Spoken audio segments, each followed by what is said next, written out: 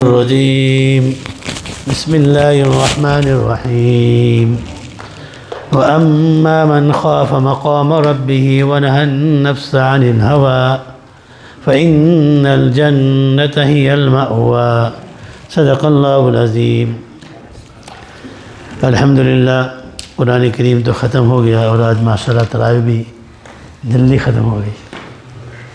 میں نے قرآن کریم کی چھوٹی سی آیت تلاوت کی ہے، اس میں اللہ تعالیٰ فرماتے ہیں کہ وَمَّا مَنْ خَافَ مَقَامَ رَبِّهِ وَنَهَى النَّفْسَ عَنِ الْهَوَىٰ، جو شخص اللہ کے سامنے کھڑے ہونے سے ڈر گیا، خوف کیا، وَنَهَى النَّفْسَ عَنِ الْهَوَىٰ، اپنی نفسانی خواہشات کو روکے رکھا، آرام کیا، تابع کر لیا۔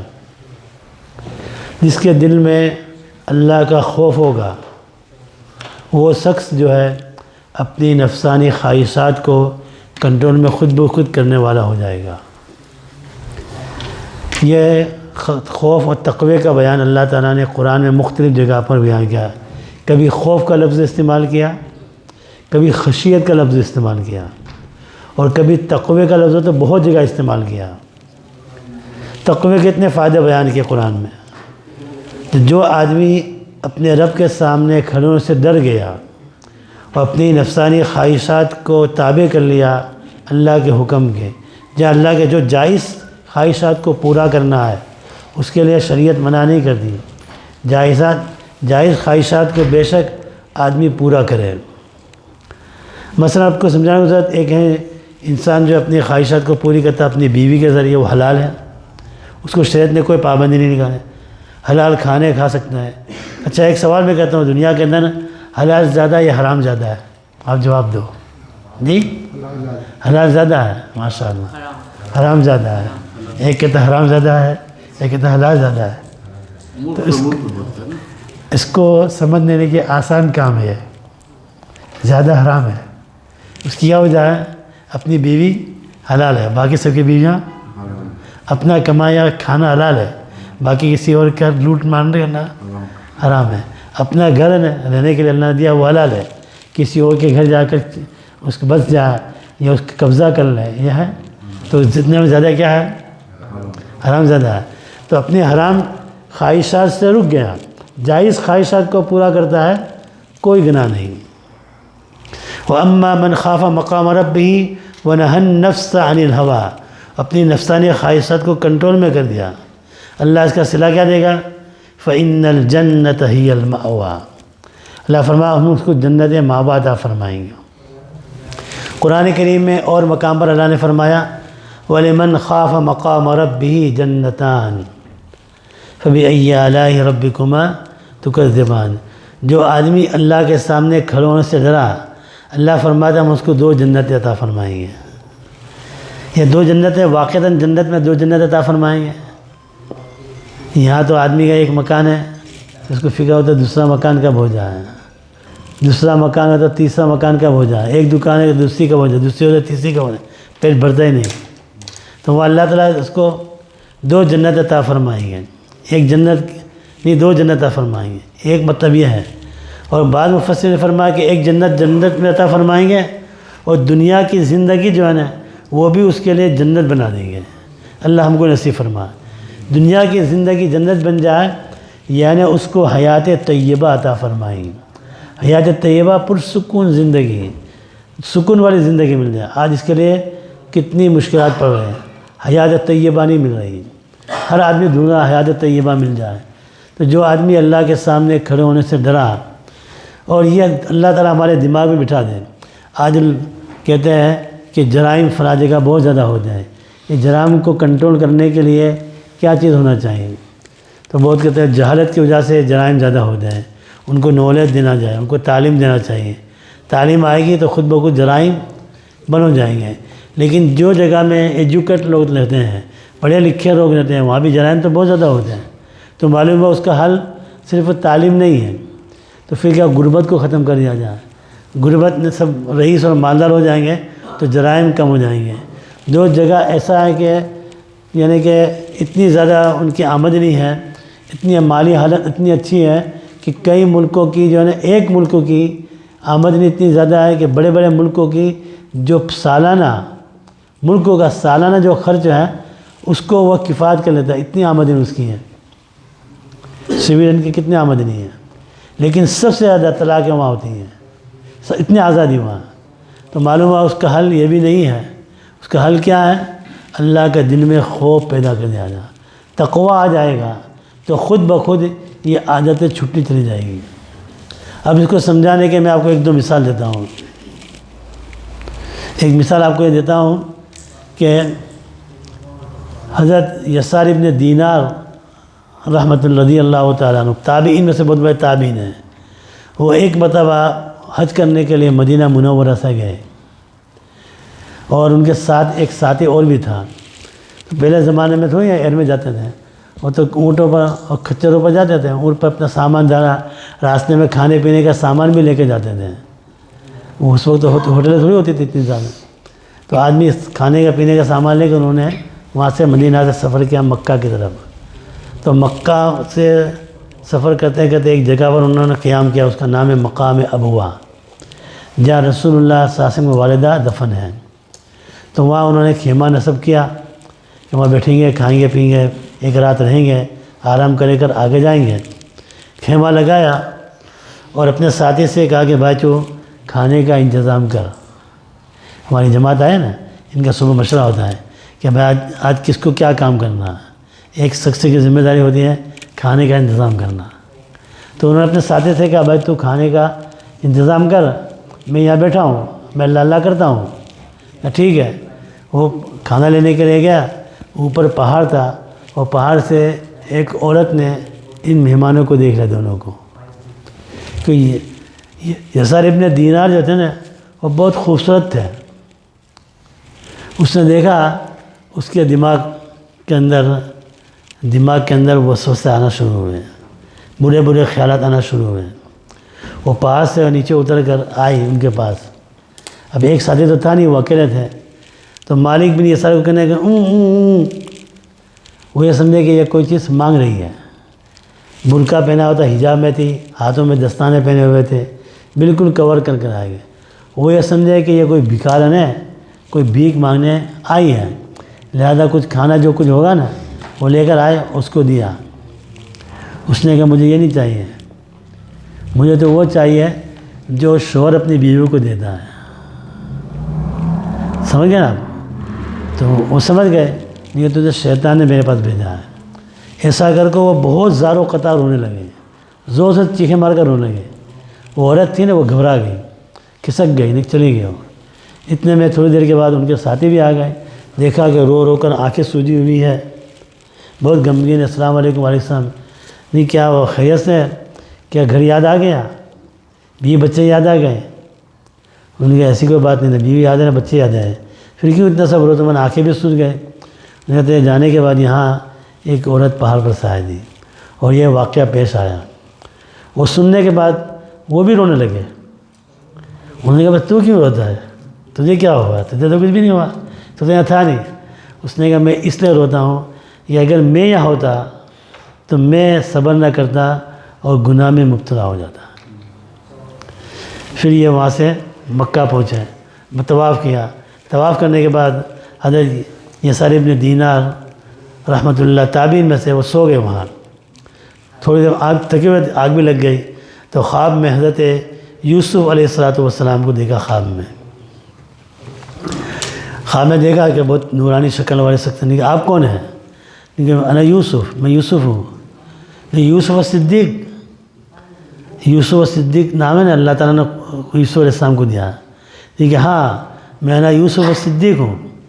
ٹھیک ہے، تمہارا اور زلیخا کا واقعہ جو ہے کتنا عجیب واقعہ ہے. یعنی زلیخا نے آپ کو بہت آمادہ کیا، 7 لوگ کر دیے. اس کے اندر تنہائی کے اندر یوسف علیہ السلام کو اس نے اپنی نفسانی خواہشات پورا کرنے کی پوری زور لگا کر کوشش کی.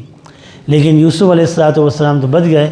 یوسف علیہ السلام نے کہا میں کیا کروں، بھاگنا شروع کرتا ہوں، اللہ کے ہاتھ میں ہے. وہ بھاگتے تھے، جس دروازے کے پاس جاتے تھے وہ دروازہ کھل جاتا تھا.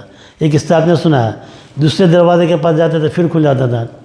7 دروازے کھل گئے اور جب وہ 7 دروازے کے پاس آیا تو ان کو پیچھے سے ان کی کرتا کو پکڑ لیا ایسا. پکڑنے کے اندر کیا کرتا یہاں سے پھٹ بھی گیا. اتنے میں زلیخا کا شوہر بھی آ گیا, اس کا نام تھا عزیز مصر. عزیز مصر آیا تو اب زلیخا نے کیا کرا, قرآن کریم نے یہ واقعہ بیان کیا, واقعہ ان کیدکن عظیم, عورتوں کی مکر جو ہے یہ بہت عظیم ہوتی ہیں, سمجھ گئے نا. اور قرآن نے کہا ان کید الشیطان کان ضعیفا, شیطان کا مکر کمزور ہے. تو جیسی بات تو اس نے کہا کہ عزیز مصر سے کہا دیکھو تمہارا غلام کو دیکھو, تم نے اس کو ٹھکانہ دیا ہے, اس نے تمہاری بیوی پر دست درازی کی ہے. سمجھ گئے میں, دست درازی یعنی میرے ساتھ زبردستی کی. تو یوسف علیہ السلام نے کہا کہ ایسا تو بات نہیں ہے, میں تو بالکل پاک ہوں, لیکن اس نے ہی مجھے اپنے قریب بلایا اور اپنے روم میں سب تالے مار دیا, سب پورا واقعہ بیان کیا. اب گواہی کون دے, سچ کون ہے؟ تو قرآن نے کہا کہ یوسف اپنے عزیز مصر کے خاندان کا ایک دودھ پیتا بچہ جو تھا نا, اس نے گواہی دی. اور گواہ بھی ایسے دی ہے, بڑی عجیب طرح دی. ان کان قمیص قد من قبل فصدق وهو من الكاذبین وان کان قمیص قد من دبر فکذبت وهو من الصادقین. کرتے کو دیکھ لو, اگر کرتا آگے سے پھٹا ہے تو یوسف علیہ السلام جھوٹے ہیں اور زلیخا سچی ہے, اور اگر کرتا پیچھے سے پڑا ہے تو زلیخا جھوٹی اور یوسف علیہ السلام سچے ہیں. اگر آدمی کسی کے پاس جاتا ہے تو ایسا جائے گا نا, تو یہاں سے وہ پکڑے گا نا گریبان, اور اگر پیچھے سے پکڑا ہے تو بھاگ رہا تھا, پیچھے سے کرتا پکڑا پھٹ گیا. جب دیکھا تو کہاں سے پھٹا ہوا تھا, پیچھے سے پھٹا ہوا تھا. تو کون سچا ہے؟ یوسف علیہ السلام سچے ہیں. اس میں اور بھی بات ہے. اب یعنی مسئلہ یہ ہوتا ہے کہ ہمارے بھائی اللہ ان کو جزا خیر دے, مجھے کہتے ہیں کہ آج کل تمہارا کوئی ٹائم تھی نہیں, جتنا ٹائم لینا لو. آج آپ کو زکریا کو کہا کہ اشارہ مت کرنا کہ 10 منٹ ہو گئے. اصل بات یہ ہوتی ہے کہ جب بیان کرنے بیٹھے ہیں ہمارے بھی دماغ میں نہیں ہوا. میں نے زور کی نماز کے بعد ایسا نہ سمجھو کہ مجھے کوئی تیاری کرنا نہیں پڑتی, ایسا میں شروع کر دیتا, نہیں, مجھے بھی اس کی تیاری کرنا پڑتی. تو بہت سی کتابیں کبھی کبھی دماغ کے اندر بیان فوراً آ جاتا ہے دماغ میں, اور کبھی کبھی دماغ میں آتا نہیں, پھر کئی کتاب دیکھنا پڑتی. اب یہ بیان کرتے کہتے ہیں مجھے بہت سے واقعات آتے ہیں کہ بچپن کے اندر دودھ پیتے بچے جو ہے, کتنے بچوں نے دودھ پیتے بچے تھے کلام کرنا شروع کیا. ایک تو یوسف علیہ السلام کی گواہی دینے کے لیے ایک بچے نے گواہی دی نا. یوسف علیہ السلام کے علاوہ حضرت اپنے عیسیٰ علیہ السلام نے کلام کیا, وہ بھی تو بچے تھے. ایسے بہت سے قصے قرآن کریم میں اور حدیث کے اندر آئے ہیں. حضور اکرم صلی اللہ علیہ وسلم نے ایک واقعہ بیان کیا حدیث کے اندر کہ ایک شخص جو تھا, باندھی تھی, وہ اپنے بچے کو لے کر بیٹھی تھی. اتنے میں ایک آدمی جو ہے بڑے ٹھاڑ کے ساتھ گھوڑے پر سوار ہو کر آیا. تو وہ عورت نے یہ کہا کہ اللہ تعالیٰ میرے بچے کو اس سوار جیسا سوار بنا دیں. تو دودھ پیتے بچے نے دودھ ماں کے سینے سے نکال کر کہا مجھے اس جیسا نہیں بننا ہے. پھر اور دوسرے کو کہا کہ وہ اس کو لوگ بھان کر لے کر آئے تھے, لوگ اس کو مارتے تھے, تو انہوں نے کہا مجھے ایسا بنا دیں جیسا کہ یہ مظلوم آدمی ہے. کیا تھا کہ وہ جو پہلا آیا سوار ہو کر وہ ظالم آدمی تھا, مجھے ظالم جیسا نہیں بننا ہے. اور جو دوسرا آیا تھا جس کو مار کر لاتے تھے باندھی کو, وہ مظلوم آدمی تھا, وہی پہلا آدمی ظالم تھا اور یہ مظلوم تھا. تو ایسے قرآن کریم کے اندر اور احادیث کے اندر بہت سے واقعات ہیں. تو اللہ تعالیٰ نے بچا لیا. اب یہ حضرت یسار ابن دینار کو اس طرح جو ان کے ساتھی کو گناہ پر بچانے والی چیز کیا تھی؟ اللہ کا خوف تھا, اللہ کا خوف ہی تھا. اسی طرح مکہ مکرمہ کے اندر ایک بزرگ تھے طاؤس رحمۃ اللہ علیہ تھے, بہت بڑے خوبصورت تھے, تابعین میں سے تھے. اور ایک مکہ مکرمہ میں ایک عورت تھی بڑی حسینہ اور خوبصورت, اچھے جوانوں کی جوانی کو اس نے برباد کی ہوئی تھی. ایسی حسینہ اور خوبصورت عورت تھی. تو ایک شخص نے اس کو کہا کہ تو اگر اپنے جال میں طاؤس بن کیسان کو پھنسا لے تو میں تجھے اتنے 1000 درہم تجھے انعام دوں گا. تو اس عورت نے کہا اس میں کون سی بڑی بات ہے, میں ابھی اس کو اپنے دام میں فریب میں پھنسا لوں گی۔ تو یہ عورت بھی بہت حسینہ خوبصورت تھی اور طاؤس بن کیسان بھی بہت خوبصورت ہے۔ اس نے کسی طرح سے حضرت طاؤس بن کیسان کو اپنے جام میں اپنے فریب میں پھنسانے کے لیے کوشش کی۔ وہ بھی سمجھ گئے کہ اس کی نیت اچھی نہیں ہے، تو انہوں نے کہا کہ اچھا اگر تیری ایسی نیت ہے تو ایسا کرنا، کل تمہیں نے حرم شریف کے اندر فلاں جگہ میری ملاقات کرنا، وہاں تیری جو خواہش ہے اس کو ہم پوری کر دیں گے۔ تو بہت اچھی بات ہے۔ اب یہ گئی اور جانے کے بعد جو ہے جس نے اس کو کہا تھا نا، وہ تابعین جس نے اس کو کہا تھا نا کہ تو اگر طاؤس بن کیسان کو اپنے دام میں پھنسا لے گی تو میں اتنا انعام دوں گا، نہیں گیا، میرا کام ہو گیا۔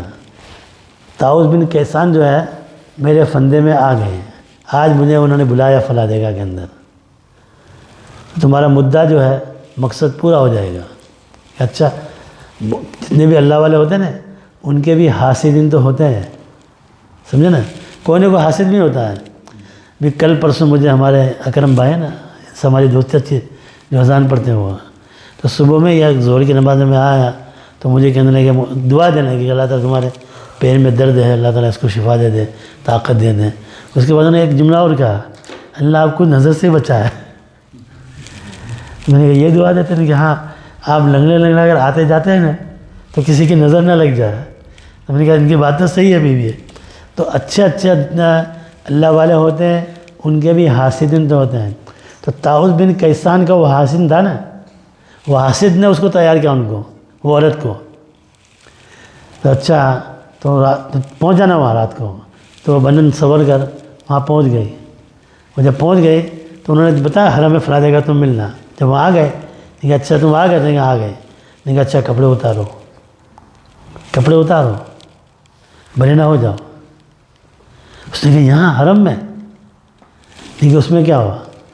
اللہ جیسا یہاں دیکھتا ہے، ہم پرائیویٹ میں جائیں گے اور دور میں جا کے وہاں بھی اللہ دیکھے گا نا، اور یہاں بھی اللہ دیکھے گا۔ تو عورت نے کہا توبہ توبہ توبہ توبہ، میں یہاں تو ایسا کام نہیں کر سکتی ہوں۔ بس یہی بات ان کا خوف تھا، طاؤس بن کیسان کا خوف تھا، اس خوف کی وجہ سے وہ عورت نے بھی توبہ کر لی۔ تو یہ ہم جو ہے پرائیویٹ میں اپنے روم میں یہاں بھی وہاں بھی اللہ کا خوف ایسا ہونا چاہیے کہ اللہ ہمیں دیکھتا ہے۔ وہ اللہ والے تھے نا، ان کے پاس بہت سے مرید آتے تھے، وہ مرید آتے تھے نا تو ان کی اصلاح کرتے تھے۔ تو ایک دن انہوں نے، ایک مرید آیا، چند دن رہا، اس کو خلافت دے دی۔ خلافت ہے نا، اس کو بہت بڑا درجہ دے دیا۔ تو دوسرے ہے نا وہ مہینے دو مہینے 3 مہینے سے رہتے تھے، ان کو خلافت نہیں ملی، ان کو خلافت مل گئی۔ تو وہ کہنے لگے حضرت یہ تو ابھی آیا تھا 2 دن ہوئے اور آپ نے اس کو خلافت دے دی، اور ہم 1 2 3 4 مہینے 6 مہینے سے پڑھے، ہمیں تو آپ نے خلافت نہیں دی۔ تو انہوں نے کہا اچھا میں تم کو اس کا جواب دوں گا ایک دن۔ 2-4 دن کے بعد سب جتنے بھی آئے تھے نا پہلے والے، سب کو، ماں وہ جو نیا آیا تھا اس کو بھی، سب کو 1 مرغی دی یا مرغا دیا اور 1 چاقو دیا، نہیں کہ جاؤ اس کو ذبح کر آؤ، ایسی جگہ ذبح کرنا کوئی تمہیں دیکھتا نہ ہو۔ تو سب مرید گئے، کوئی 15 منٹ میں، کوئی 10 منٹ میں، کوئی آدھا گھنٹے میں مرغے کو ذبح کرا کر لے کر آ گئے، واپس آ گئے۔ لو حضرت یہ آپ کا کام تھا ہم نے کر لیا۔ اب وہ جس کو خلافت دی ہے وہ تو آ ہی نہیں رہا، آدھا گھنٹہ ہو گیا، گھنٹہ ہو گیا، 2 گھنٹے ہو گئے، 3 گھنٹے ہو گئے، نہیں کہ اس کو خلافت دے دی۔ اتنا چھوٹا سا کام تو حضرت اس کا ہوا نہیں، شیخ کا، اور اس کو خلافت دے دی۔ وہ دن آخر کے اندر وہ آیا، نہیں کہ حضرت یہ مرغا بھی لے کر آیا اور چاروں بھی دیا، اور مرغا بھی زندہ، ذبح نہیں کیا تھا، تو چاقو بھی دے دیا اور مرغا بھی دے دیا۔ وہ جتنے تھے نا جو وہ دیکھنا کیا کہتے ہیں، لیکن حضرت آپ نے یہ کہا تھا ایسی جگہ ذبح کرنا جہاں کچھ کوئی دیکھتا نہ ہو۔ میں نے بہت جگہ جا کر رہا لیکن مجھے یہ کامیابی نہیں ہوا۔ کیوں کامیابی نہیں ہوا؟ نہیں کہ سب جگہ جا کر رہا لیکن ایک اللہ تو دیکھتا ہے۔ یہ زبانی بات بہت آسان ہے، اللہ ہمارے دلوں میں اتار ڈالے۔ ہم بڈھے ہو گئے، اللہ ہمارے اندر تقوی پیدا کر دے، ہم اس کے محتاج ہیں۔ یہ تقوی تو اس نے کیا کہا، بسا ہے کچھ دل میں ایسا جدھر دیکھتا ہوں ادھر تو ہی تو ہے۔ اور اس نے کہا کہ ذکروں کا فی فمی، ذکروں کا فی فمی وخیالک فی عینی ومثواک فی قلبی فأین تغیب ذکرک فی فمی وخیالک فی عینی ومثواک فی قلبی فأین تغیب۔ تو میری آنکھوں میں بسا ہوا ہے، میرے دماغ کے اندر ہے، اور تیرا ٹھکانہ میرا دل ہے، تو مجھ سے غائب کہاں ہے؟ تو اللہ ہم سے غائب ہے۔ اب یہ تصور و خیالات اللہ ہمارے دلوں کے اندر پیدا کرنا۔ اگر یہ دماغ میں آ گیا ہمارے تو ہم نے رمضان کو صحیح پا لیا، اور رمضان کے اندر کا نام اس کا تقویٰ ہے، اور اللہ تعالیٰ نے اس کو بیان بھی کرنا ہے کہ یہ تقویٰ ہے، اور روزے ہم نے فرض ہے تمہارے اندر تقویٰ آ جائے، تم متقی بنانے کے لیے آیا۔ کیا کتب علیکم الصیام یا ایھا الذین آمنوا کتب علیکم الصیام کما کتب علی الذین من قبلکم لعلکم تتقون، تمہارے اندر تقویٰ آ جائے۔ اور قرآن نے اپنا مشن بھی بیان کیا ہے، الف لام میم ذالک الکتاب لا ریب فیہ ھدی للمتقین، یہ کتاب ہے جس میں کوئی شک نہیں ہے، کوئی ڈاؤٹ نہیں ہے، ھدی للمتقین، یہ متقی، تم کو متقی بنانے کے لیے آیا۔ بالم میں نے ایک مرتبہ، بالم میں پہلے تھا نا جب شروع کے اندر، تو اردو والے بہت ہیں، جیسا آج کل اردو والے زیادہ ٹوٹنگ میں ہیں، اس زمانے میں اردو والے زیادہ بالم میں تھے۔ کتابیں اتنے بھائی بیچارے جائیں وہ اللہ کی رحمت کو پہنچ گئی، اور کتنے جو ہے وہ یہاں سے بالم سے موو ہو کر کوئی کوڈاڈن چلا گیا، کوئی پلی چلا گیا، اور کوئی زیادہ تر جو ہے نوربری چلے گئے، اور کوئی دور دراز چلا گیا۔ اس وقت میں تراویح کے بعد اچھا مجمع ہوتا تھا، ابھی اتنے بیٹھے نہیں ہیں، یہ کچھ بھی نہیں ہے، کم از کم 50 سے 60 70 آدمی ہوتے تھے، سب پڑھ لیں۔ یہ ہمارے امتیاز بھائی تو وہیں سب ہمارے بیان میں آتے رہتے ہیں، امتیاز بھائی تو اس وقت 50 60 70 آدمی، میں پونا گھنٹہ بیان کرتا تھا، پونا گھنٹہ کم از کم، کبھی کبھی گھنٹہ بھی ہو جاتا تھا۔ تو میں کہہ رہا تھا کہ اس وقت اردو میں بیان ہوتا تھا، جو بات کہنا تھا بھول گیا میں۔ ہاں مولانا بلال میرے ساتھ تھے، ہم ساتھ میں دونوں تھے، لیکن جو بات میں نے نکالی وہ بہت ہی تو وہ اس وقت پونا گھنٹہ بیان ہوتا تھا۔ ہمارے بھائی کی محبت ہے کہ انہوں نے کہا کہ نہیں آج آپ کو انلمیٹڈ ٹائم دے دیا، لیکن میرے پاس انلمیٹڈ ٹائم نہیں ہے، بلکہ کیونکہ روزانہ بیٹھتے ہیں، اور 20 رکعت تراویح پڑھنے کے بعد جتنے بیٹھ گئے ہیں، میں اس کو بہت بڑی سعادت سمجھتا ہوں، اور میں آپ حضرات کا شکر بھی ادا کرتا ہوں کہ آپ میرا ساتھ دیتے ہیں۔ اگر آپ میرا ساتھ نہ دیں تو میں بھی 1 2 4 میں بھی بھاگ جاؤں، شیخ اپنی دیکھ، لیکن آپ حضرات بیٹھتے ہیں، اس لیے میں بھی جب کہ میرا دل نہیں چاہتا کہ اتنی محبت والے بیٹھتے ہیں، چاہے 2 4 آدمی صحیح۔ تو ہمارا رمضان اچھا گزر گیا کہ ہم نے رمضان سے کوئی سبق سیکھ لیا، ہمارے اندر تقویٰ آ گیا، یہ تقویٰ آ گیا تھا۔ میں کہہ رہا تھا کہ پونا گھنٹے بیان کرتا تھا، تو ایک مرتبہ میں نے تقوی پر بیان کیا، تقوی پر بیان چلتا رہا، 1 2 3 4 مجلس میں بیان ہوا روزانہ پونا گھنٹہ۔ اس میں نے تقریباً 30 سے زیادہ تقوی کے فائدے بیان کیے ہیں، اور سب قرآن سے ہی، قرآن سے ادھر ادھر نہیں گیا، قرآن ہی سے ایسے 40 فائدے قرآن نے خود بیان کیے، لیکن میں نے 30 فائدے جو ہے قرآن کی آیاتوں سے بیان کیے۔ وہ بیان میرا چھپ بھی گیا، انشاءاللہ وہ کتابیں دوبارہ چھپنے گئی ہیں، وہ آ جائے گی انشاءاللہ، آپ کو کتابیں ملے گی۔ تو بھائی پاکستان میں بھی کسی بہانے چھپائے تو انشاءاللہ تعالی ہمارے اندر اللہ تعالیٰ تقویٰ پیدا کر دیں، اللہ ہم سب سے راضی ہو جائے، اس کی رضا والے کام کرنے کی اللہ میں توفیق عطا فرمائے۔ اللہ تعالیٰ ہم سے راضی ہو گیا، خوش ہو گیا، اور ہم کو اس وقت موت دے جب اللہ بھی ہم سے راضی ہو۔ اعتکاف میں بیٹھنے کا مقصد بھی کیا ہوتا ہے؟ اللہ راضی ہو جائے۔ مسجد میں کیوں آتے ہیں بھائی؟ اللہ راضی ہو جائے۔ یہ دوڑ تھکتے کیوں ہیں؟ اللہ ہم سے راضی ہو جائے۔ اللہ ہم سے راضی ہو گیا، ہماری دنیا بھی بن گئی اور آخرت بھی بن گئی۔ اللہ تبارک و تعالیٰ مجھے اور آپ کو، ہم سب کو عمل کرنے کی توفیق عطا فرمائے۔ سبحان اللہ و بحمدہ، سبحانک اللہم و بحمدک، نشہد ان لا الہ الا انت، نستغفرک و نتوب۔